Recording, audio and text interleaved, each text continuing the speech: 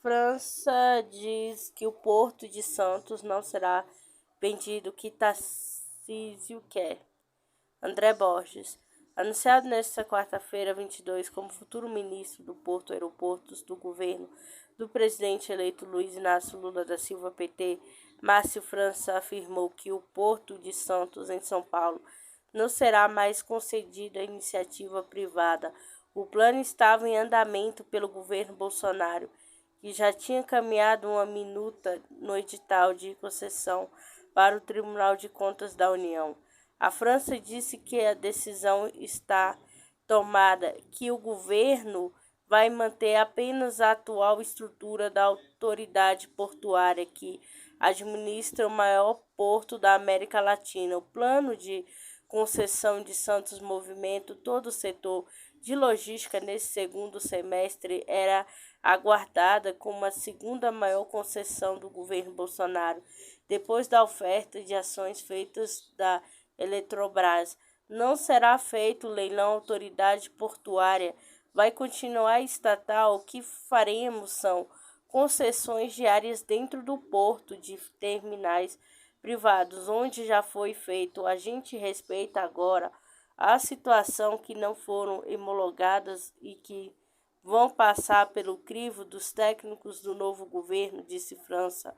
Nós não temos problemas de ser concessões privadas, mas precisamos de ter alguns controles. Hoje há, por exemplo, algumas concessões que foram feitas e que as outorgas não foram pagas. Temos de rever isso. Nós pedimos que fosse tudo adiado para que o presidente possa opinar. Segundo França, o novo governo não é contra as concessões, mas que cada estratégia será repensada a partir de 2023. A questão portuária e a aeroviária são estratégia para o país. Não me parece que tenha muito sentido a gente ter como concorrente outras empresas estatais de outros países para concorrer com a gente, comentou. O governo não tem problemas em fazer concessões de áreas públicas, mas a autoridade que continua controlando tem que seguir pública. O Porto de Santos é o maior complexo da América Latina. A rota da entrada e saída de 29% de todas as transações comerciais do Brasil. O leilão previa exigência de investimento que chegava a 18,5 milhões em projetos de melhorias e ampliações e manutenção. Outros 3 bilhões estão reservados para construção de um canal submerso para ligar Santos e Guarujá. Pelo plano atual, a gestora do Porto Estatal Santos Porto Authority S.p.A., antiga Codesp, seria integralmente privatizado, o que não ocorrerá mais. Por trás do plano de privatização do porto estava a necessidade de aumento de capacidade do complexo. O plano de expansão logística nacional aponta que o Brasil precisará investir cerca de 75 bilhões por ano até 2035 para fazer frente às necessidades do país em todo o setor de transporte. Neste ano, porém, a União conta com cerca de 6,5 bilhões para todo o setor logístico federal.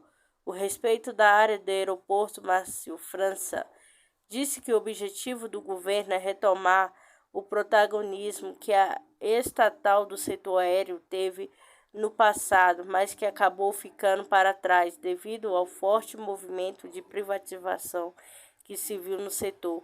França comentou as concessões que poderiam devolver a concessão com dos aeroportos de Viracopos, Galeão. Não é possível ter um parceiro que não tenha mais condições de estar lá, que não consegue mais fazer investimento, porque a situação mudou, disse o futuro ministro. O novo governo, todo mundo entende que uma vitória de um novo pensamento político, não temos reservas a nada que seja privado, mas não temos como regra que tenha de privatizar tudo. Criou-se esse estigma de que tudo que é público não funciona adequadamente. O futuro ministro disse que ainda não escolheu quem será seu secretário executivo ministro dos Portos e Aeroportos. Nasce uma divisão do atual Ministério da Infraestrutura, que ainda terá outra pasta, o Ministério dos Transportes. Oi galera, tudo bem? Boa noite, seja bem-vindo a mais um vídeo no meu canal. Eu estou aqui gravando, estou meio gripada, mas eu estou aqui. Galera, um beijo aí pra todo mundo e eu desejo um bom final de semana. Macron prepara a visita de Estado ao Brasil no início do governo Lula. Felipe Frazão, o presidente francês Emmanuel Macron, prepara uma visita de Estado ao Brasil. Ele será um dos primeiros líderes mundial a ser recebido pelo presidente eleito Luiz Inácio Lula da Silva em Brasília, para negociações bilaterais no ano que vem. A agenda e a data da visita ainda não foram fechadas, mas é certo que Macron pisará em solo brasileiro no primeiro semestre, conforme diplomatas envolvidos nos preparativos em princípio. A ideia era que a viagem fosse realizada em março, logo após o Carnaval, mas a visita de Estado foi postergada pela presidência francesa nos últimos dias. Antes de Macron, a ministra dos Negócios Estrangeiros da França, Catherine Colonna, virá ao Brasil em fevereiro para cumprir agendas e preparar a viagem do presidente francês. Nenhum dos dois virá à posse de Lula em 1º de janeiro. É provável que o representante de Paris será um auxílio direto da chanceler francesa. O ministro delegado Olivier, responsável pelo comércio exterior e atividade francesa no exterior. O presidente francês reconhece pouco da América do Sul. Antes do Brasil, esteve na Argentina para a cúpula G20 na Guiana Francesa. Será a terceira viagem dele à região. França é um dos principais parceiros comerciais do Brasil na Europa. O país europeu lidera como o maior empregador estrangeiro e o terceiro que mais investe em território brasileiro. Em 2019, eram 1.042 as empresas francesas no Brasil, com 472 mil funcionários, conforme a embaixada em Brasília. Em 2020, o investimento francês em território nacional somou 32,2 bilhões, 6% do total investido no setor produtivo por outros países, atrás somente de Estados Unidos e Espanha. Os dados são do Banco Central. Além disso, os países desenvolveram parcerias estratégicas no setor de defesa. A tecnologia francesa é um uso das Forças Armadas brasileiras com equipamento do Exército, da Marinha e da Aeronáutica. São mísseis, sistemas, helicópteros e principal deles é o Programa de Desenvolvimento de Submarinos, o ProSub, sendo 4 convencionais e um nuclear, com transferência de conhecimento e tecnologia. Há intercâmbio de experiências e relacionamento direto com o patrulhamento da fronteira comum na região entre Guiana Francesa e o Amapá. O despeito dessa relação diversa que passa por setores culturais, esporte, academia, Macron virou inimigo político externo no governo Jair Bolsonaro. Eles só conversaram, principalmente uma vez o presidente brasileiro e seu ministro da Economia, Paulo Guedes, preferiram opiniões ofensivas sobre a aparência da primeira-dama francesa, Brigitte Macron. Guedes chegou a dizer que a França estava se tornando irrelevante para o Brasil e disse que iria ligar o F para Paris se não fosse bem tratado. O líder francês liderou a pressão internacional sobre o Brasil no auge das queimadas na Amazônia. Autoridades de Paris foram desprezadas durante a visita a Brasília. Bolsonaro queixava-se de que Macron queria revogar a soberania brasileira sobre a Amazônia e que agia de forma protecionista, bloqueando o avanço do acordo comercial entre Mercosul e União Europeia, diante de retrocesso na política ambiental brasileira. Finoando e no Giga. O relacionamento com o petista, o inverso Lula, e Macron se apoiaram mutuamente nas eleições presidenciais dos dois países. Antes da campanha eleitoral, o petista foi recebido com deferência pelo ex-presidente Paris. Macron foi um dos primeiros a cumprimentá-lo pela vitória nas urnas e disse que deveria unir forças e afirmou que a eleição de Lula era um novo capítulo na história do Brasil. E o francês divulgou o vídeo de uma chamada telefônica no qual confidenciou que aguardava impacientemente pelo momento e propôs relançar a parceria estratégica. Em primeira viagem internacional após a posse de Lula, participará da cúpula do bloco abandonado por Bolsonaro. Em uma das suas primeiras viagens anunciadas para o ano que vem, o presidente eleito Luiz Inácio Lula da Silva seguirá no dia 24 de janeiro para a Argentina com o objetivo de participar da cúpula da Comunidade dos Estados Latino-Americanos Caribenhos, CELAC, encontrar o presidente argentino Alberto Fernandes. A ida ao país vizinho já está acertada entre o governo argentino e o futuro governo brasileiro. Fernandes fez um convite ao petista durante um encontro em São Paulo, logo após o segundo turno das eleições. A ação é contrária à postura da atual administração, uma vez que o presidente Jair Bolsonaro PL suspendeu a participação do Brasil no grupo em 2020. O impulso do petista em fazer da cúpula da CELAC sua primeira viagem como presidente, segundo Carta Capital, mostra que Lula tem como meta retomar o protagonismo brasileiro nas relações internacionais. Teremos uma volta, mas com um olhar novo, porque o mundo mudou. O mundo não é mais o mesmo. Vamos olhar o mundo com um olhar novo, construtivo, visando sempre a cooperação entre países em desenvolvimento, ressaltou o futuro ministro das Relações Exteriores, Mauro Vieira, sobre o retorno do Brasil à arena política. Quarta, 21. Vieira também declarou que o Brasil apoiará o retorno da Venezuela à entrada de Bolívia no Mercosul. Os recentes movimentos mostram uma aproximação brasileira maior dos países vizinhos, um olhar maior da nova administração de política e cultura sul-americana. Luxo, aventura e contato com a natureza em Los Cabos.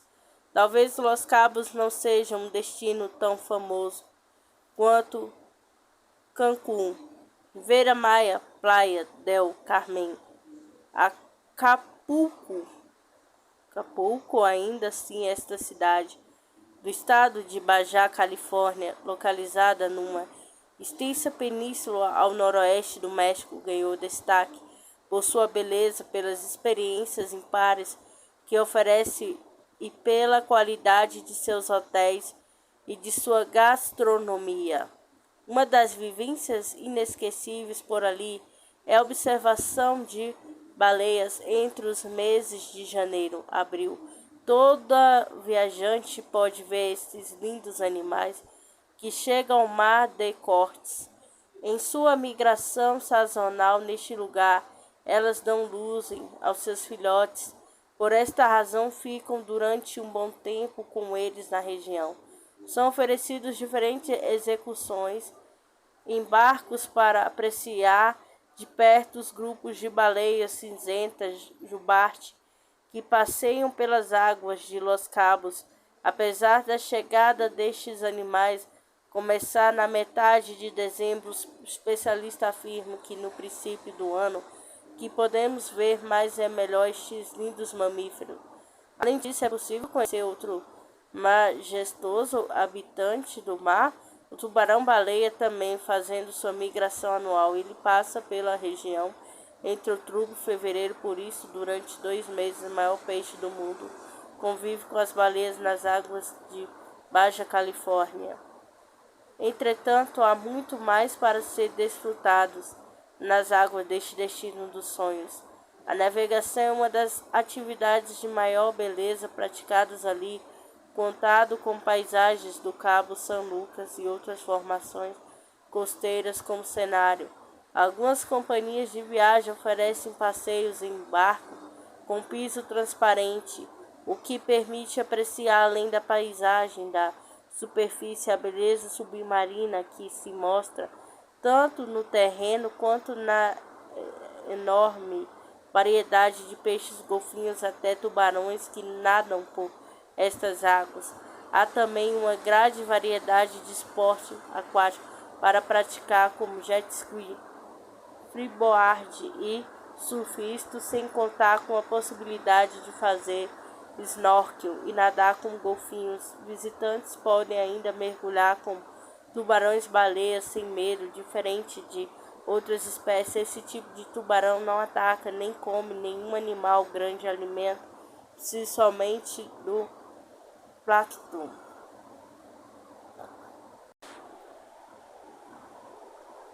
Sepultura viking com resto de equipamentos e utensílios foi encontrado na Noruega. Pela primeira vez, uma sepultura viking rica em artefatos foi encontrada na capital norueguesa, Oslo. A sepultura foi encontrada na parte superior de um pequeno lago, podendo ter sido uma área tranquila durante a era viking. O lago Holmedamen foi construído no início do século X depois de Holmenbenken ser represado. Na ocasião, barragem foi usada para fazer gelo, segundo o portal Ciência. Além disso, no local foram encontrados fragmentos de uma vasilha de pedra-sabão e um broche celta, bem como foice, 2 facas, equipamentos de cavalaria em uma bolsa. Como base na análise dos artefatos, estima-se que sejam datados de aproximadamente 850 d.C., tornando-se comum no século X d.C.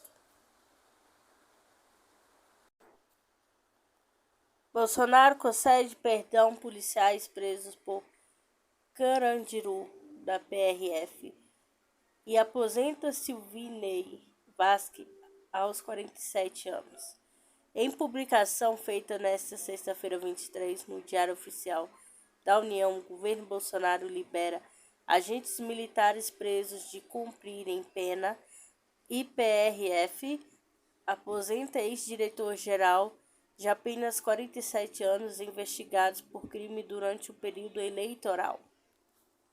Nossos 6 últimos dias de governo, o presidente Jair Bolsonaro PL assinou, nesta sexta-feira 23, decreto que concederá indulto de Natal a policiais militares que se encaixam em 2 esferas: agentes de segurança pública condenados por crime culposo e militares das Forças Armadas condenados em casos de excesso culposo, durante a atuação em operação de garantia da lei da ordem GLO, de acordo com, no caso dos agentes de segurança pública, o crime cometido deve ter sido sem intenção de cometer o delito e desde que tinham cumprido ao menos 1/6 da pena.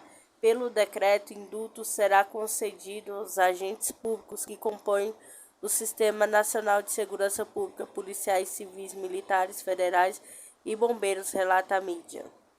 Entre os agentes beneficiados estão 69 policiais militares condenados pelo massacre do Carandiru em 1992, que deixou 111 detentos mortos durante a invasão da Polícia Militar ao Presídio Paulista. A decisão do presidente foi publicada hoje, em 23, no Diário Oficial da União. Não tem efeito automático, uma vez que é preciso que os advogados e defensores públicos de cada detento com direito ao indulto acione a Justiça para pedir a expedição do alvará de soltura.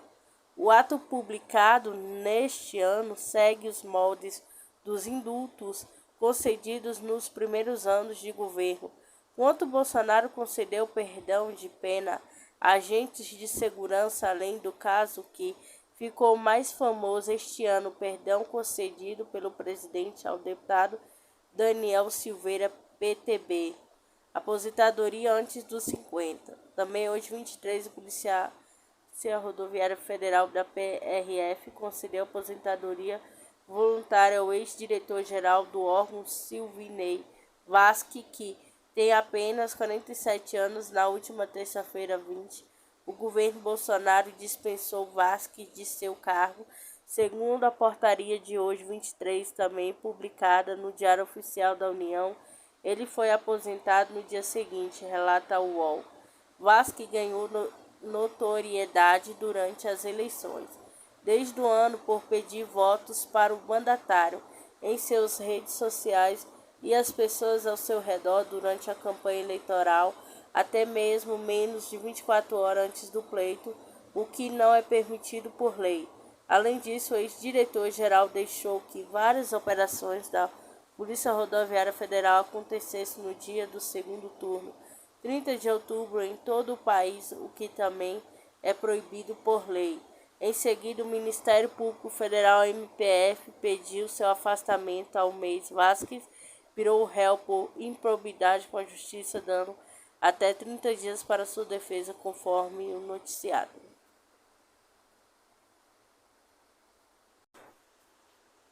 O governo Bolsonaro fez da América do Sul um palco de disputa entre Estados Unidos, Rússia e China de transição. Na análise, o grupo de transição indica que a política externa da gestão vigente cometeu erros estratégicos em isolar o Brasil de país da Associação Sul-Americana. Além disso, recomenda calma nas negociações entre a União Europeia e Mercosul, assim como na entrada brasileira na OCDE. Além da montagem dos ministérios, a indicação quando o governo não se reelege, é comum que a futura gestão faça uma avaliação em diversas áreas das diretrizes adotadas por quem está deixando o poder, sendo assim um dos setores analisando a política externa. Nesse caso, é estruturada pela administração do presidente Jair Bolsonaro. Segundo o relatório final do Núcleo de Transição do presidente eleito Luiz Inácio Lula da Silva, o governo Bolsonaro cometeu um erro estratégico ao isolar a Venezuela e transformar a América do Sul em palco de disputa geopolítica entre Estados Unidos, Rússia e China. No documento citado pela Folha de São Paulo, o governo Bolsonaro estimulou a integração do Brasil em países vizinhos, que resultou no desmonte da União das Sanções Sul-Americanas, ANASUL, da saída da comunidade dos Estados Latino-Americanos e Caribenhos. CELAC no crescimento de forças favoráveis ao desmatalamento no Mercosul, enquanto a União Aduaneira do Brasil deixou o UNASUL em novembro de 2019. Em seguida, CELAC em 2020, após decretos assinados pelo presidente. O futuro governo Lula acredita na importância de manter canais de interlocuções com Caracas para ajudar na pacificação política do país, impedir que a Venezuela seja transformada em palco de disputa entre Estados Unidos, China e Rússia. Sendo assim, uma das primeiras providências será suspender a portaria que proíbe a entrada de altas autoridades venezuelanas, entre eles o presidente Nicolás Maduro, no Brasil. Além disso, segundo a avaliação do grupo, é necessário reabrir mais rápido possível a embaixada e consulado brasileiro em Caracas, fechadas desde o início de 2020, relata a mídia. O Brasil passou de catalisador de processo de integração a ser fator de instabilidade regional, diz o relatório. A avaliação da transição petista é que isolar a Venezuela não trouxe nenhum benefício. A situação só piorou, além de citar os cerca de 10 mil brasileiros em território venezuelano sem assistência consular, diz a mídia. Ainda segundo o ponto destacado no documento, fica clara a intenção da nova gestão de apressar a reintegração latino-americana. Prova disso seria o fato de que a primeira viagem internacional de Lula acontecerá no dia 24 de janeiro, quando o presidente eleito seguirá a Argentina para participar da cúpula da CELAC, conforme noticiado. O diagnóstico do grupo de transição também pede fortalecimento do Mercosul, e o posto que vinha pregando o atual ministro da Economia, Paulo Guedes, recomenda calma nas negociações para acesso à OCDE e para o Acordo Comercial União Europeia-Mercosul. Sobre o acordo comercial com a União Europeia, a percepção de que houve uma negociação às pressas para fechar o tratado ainda durante o governo de Maurício Macri na Argentina, embora o acordo esteja em negociação há mais de 20 anos, que seria preciso voltar para meses de negociação. Há também menções ao afastamento brasileiro das questões ambientais climáticas por oposição negacionista. Por isso, o Brasil perdeu protagonismo em temas ambientais, desafiou esforços de combate à pandemia e promoveu visão dos direitos humanos a inconsistente como sua ordem jurídica. O relatório do grupo de trabalho encerra o diagnóstico alertando para a dívida brasileira com organizações internacionais atualmente em 5,5 bilhões. A dívida representa grave prejuízo à imagem do país e sua capacidade de atuação compromete severamente sua política externa. Se um valor mínimo dessa dívida não for pago ainda no atual exercício, haverá perda de voto em organização com a ONU, Organização das Nações Unidas para Alimentação e Agricultura, FAO, Organização Internacional do Trabalho, OIT. O documento foi encaminhado aos futuros ministros Lula e seu vice, agora também ministro do Desenvolvimento, Indústria e Comércio, Geraldo Alckmin, PSB. Necrópole proto-histórico da Idade de Bronze e descoberta na França.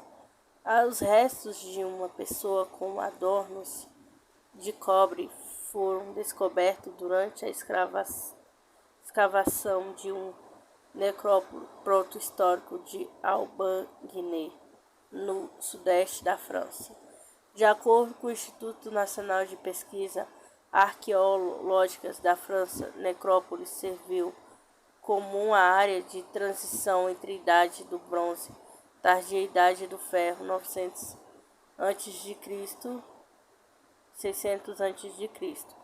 Na necrópole revelada pela primeira vez em 2021, foram encontradas 10 túmulos, incluindo 3 crematórios e 8 catacumbas. Além disso, outros 3 túmulos foram encontrados durante a escavação realizada em 2022, estando um deles escondido em uma sepultura de 10 metros de diâmetro. Outras 2 sepulturas revelaram os restos de esqueletos humanos que estavam com um bracelete de cobre e uma joia de pedra e pérola, bem como tornozeleiras e anéis. Descoberto tem grande importância para a melhor compreensão dos rituais funerários proto-históricos do sudeste da França.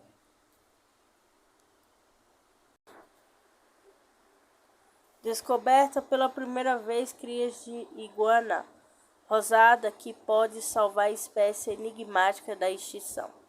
Uma equipe de pesquisadores da direção do Parque Nacional de Galápagos, da Organização Galápagos Conservação, descobriu pela primeira vez em anos de população de crias de iguana rosada.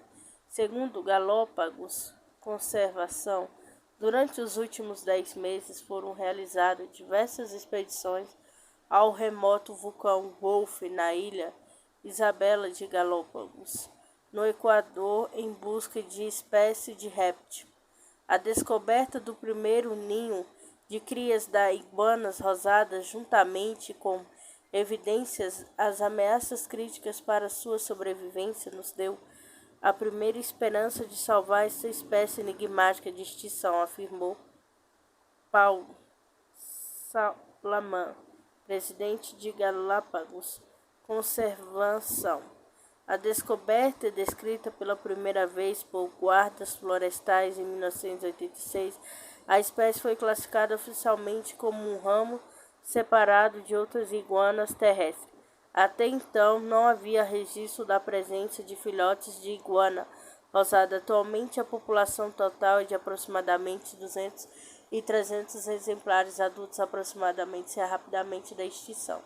Atualmente, apenas uma população sobrevivente dessas iguanas que vivem em um local de difícil acesso, embora tenha sido registrado ativamente de nidificação de iguanas no vulcão. Há uma grande preocupação pela presença abundante de gatos selvagens nesta região, que representa uma séria ameaça para estes répteis.